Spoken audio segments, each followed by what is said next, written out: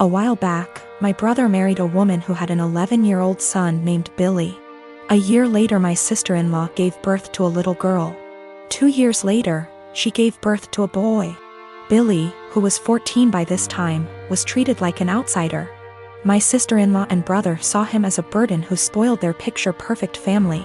If you asked my sister-in-law how many kids she had, she would say 2. Billy started acting out. He got involved with a bad group of kids and started getting into trouble. He started failing all of his classes. He eventually got into drugs and was suspended from school. My brother and sister-in-law were fed up with him. I asked my brother if Billy could spend the summer with me and my husband. We have a hobby farm, and I thought maybe getting away from his life for a while could help him some. Well, they were more than happy to get rid of him, my SIL's words. It was kind of rough the first few weeks. He had a lot of anger issues. But my husband kept his hands and mind busy doing work on the farm. And we both made sure that he knew he was loved and wanted. By August, he was a totally different kid. He wanted to keep living with us, but my sister-in-law insisted that he come home. After 2 months, he went back to his old ways due to his parents' indifference. They ended up sending him back to us, and he lived with us throughout high school.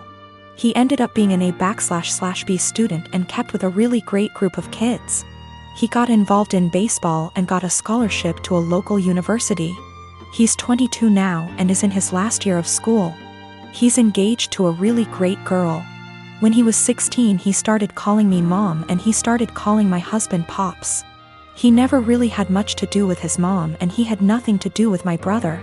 He saw them on holidays when the whole family came over. His mom has tried to have a relationship with him the past few years, but he has avoided her. On Christmas, sister-in-law was over, and for whatever reason, she opened my desk drawer and found a birthday card from Billy where he said, "To the best mom ever. Thanks for loving me and giving me a chance." She was devastated. She ended up texting Billy, confronted him, and asked him if she would be presented as mother of the groom at his wedding. He told her that he no longer considered her his mom and wasn't even sure if he wanted her at the wedding at all. My sister-in-law is now insisting that I make it clear to Billy that I am not his mother and that he is not to refer to me as such. My brother is also very upset with me. Even my parents are pressuring me to do what sister-in-law wants for the sake of peace. Honestly, I consider Billy to be my son. I count him in with all of my children. I feel like telling Billy not to present me as mother of the groom could possibly be misinterpreted as me saying that I don't feel like he's my son, and I don't even want to take a chance of that happening. If he decides to present his real mom as mother of the groom, I will 110% support him. I have zero desire to tell Billy not to call me mom, and I absolutely won't do it because I know it would destroy him, and it would kill me. My sister-in-law insists that by not doing it, I'm making it impossible for her to have a relationship with him, and I'm being selfish. I have talked to Billy about it some. He doesn't like to talk about his mom at all. He basically just said that he doesn't see her as a mom and has for sure decided he doesn't want her at the wedding. I understand and respect that. My dad died, and I'm scared my family won't get along. So yesterday, after my dad comes home, he eats what my mom made for him. Eggs and Spam. To be clear, he has a pre-existing medical history of high blood pressure and gout. First found out when he was admitted to the hospital in 2015 when he fell ill, and we basically had to force him to go to the hospital BC. He didn't want to go. He was put on medication since, with changes to them maybe a year or so ago. So back to when after he ate. My half-sister heard a thud around 740-ish and told me to check BC. She thought maybe my parents are arguing. I go down and see my dad on the kitchen floor, my mom behind him a few feet away, and I hear him snoring. I ask my mom a question, get worried, run back upstairs and knock on my sister's door. She calls my other sister and also tells me to stop wasting time, call 911. I was scared and frantic. I wish I called 911 or saw him when he came in so I could maybe have called sooner. They get frantic too, and we all start yelling at each other, and I try to maintain order also as I'm talking to 911 person. At some point in all of this, my brother-in-law yells for help, and I help him turn my dad onto his side. BC, he said he could choke on his saliva. My dad stops snoring and we start panicking. The EMS tells us how to perform CPR, but my sisters keep yelling, and so I try to get them working together.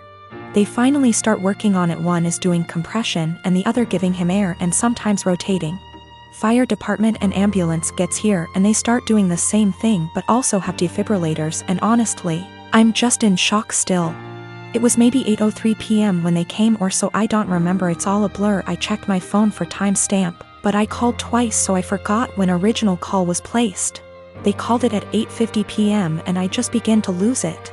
My aunt comes and my sister is trying to call my dad's work to let his bosses know. We talk about how we want my dad's arrangements and agree on cremation. BC, we don't have the money for anything else, but also my sister wants the remains. My mom is bipolar schizophrenic and my sisters and bro-in-law don't get along. Her because of a whole history that would keep you here forever if I tried to type it. My dad was a bad person, but he still chose us and tried his best to provide regardless of his fallacies. He had my mom's back too, saying he wouldn't kick her out or place her in a mental home. My sisters kinda want that, I think, but I'm scared to talk about it. My mom is okay sometimes, but also acts up BC of her mental illness sometimes, and my dad and I were her constants regardless of what happened. My mom is old and still wants to benefit from some social security services that my dad had, but my sisters and I think we should get a majority control of his account. There's a lot of renovations to be done. BC, he ignored upkeep of the house for a number of years, example, the roof. My mom is not very sad about the ordeal. BC, she had a long history of mental abuse from my dad and I understand, but we for some reason stayed together. It how to move forward except for one moment at a time, and I'm still waiting for funeral home to come pick up his body. It's 8:13 a.m. now, been waiting since night before.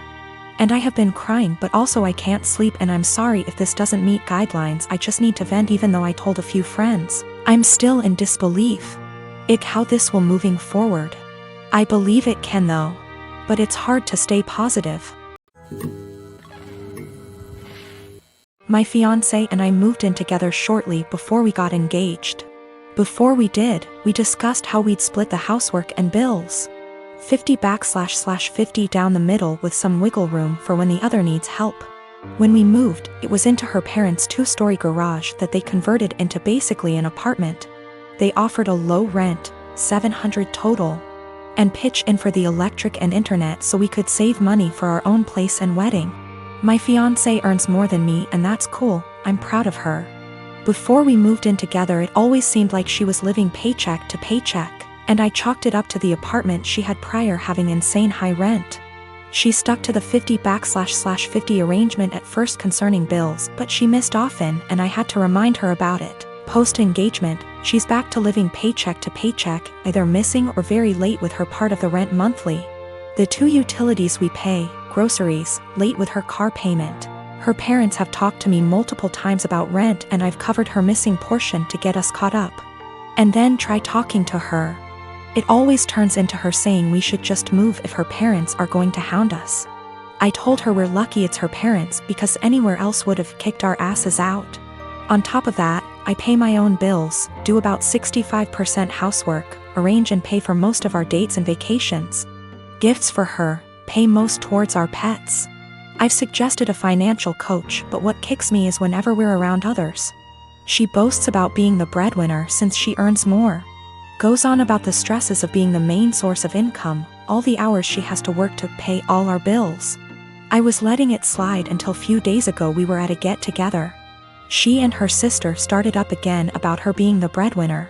Her sister said something to the effect of her ex-boyfriend had a hard time being with someone who earned more, and my fiancé went, "Good thing OP doesn't mind me bringing home the pay."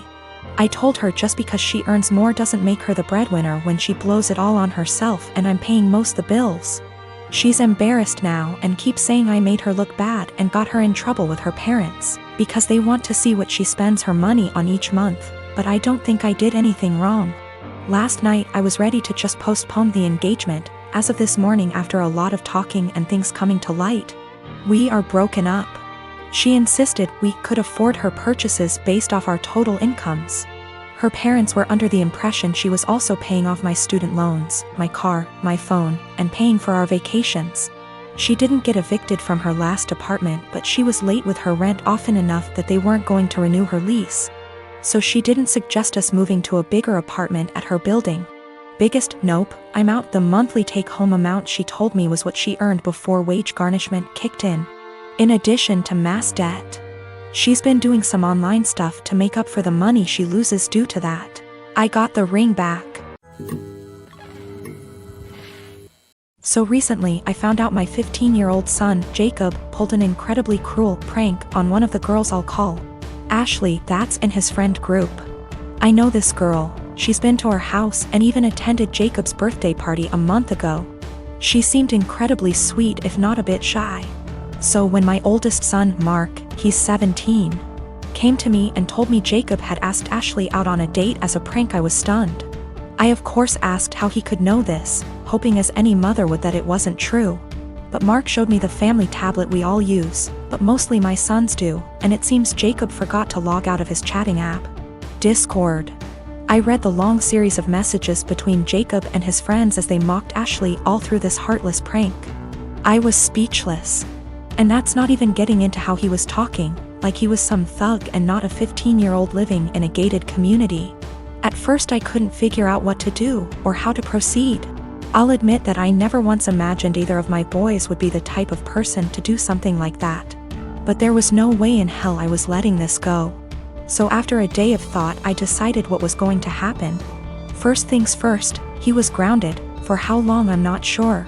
Secondly, I'd gotten Jacob a bike for his birthday, but it hadn't arrived until the day previous, and I'd planned to give it to him when my parents came to visit since they'd been unable to make his party. But instead of that, I showed him I knew about the prank and told him he was grounded. Then I made him carry the new bike out of my bedroom closet and to the car before driving to Ashley's house, him crying the whole way. I'd called her parents earlier and explained everything, and so once we got there I had him cart it to their front porch and ring the bell. Then in front of me, Ashley, her parents, and God, I had him give a sincere apology and gift her the bike. Even I apologized to her, saying I didn't raise my boy this way and what he did was unforgivable. I also called the parents of the other boys who were a part of this little stunt, and they all seemed rightfully horrified by their son's involvement. I felt I'd handled this all as best as I could, and my friends agreed. Though once my parents found out that I'd made Jacob give his birthday gift away, they said what I did went too far. I still feel like what I did was right, but having my parents more or less dogpile on me like this actually made me wonder if how I handled it was too extreme.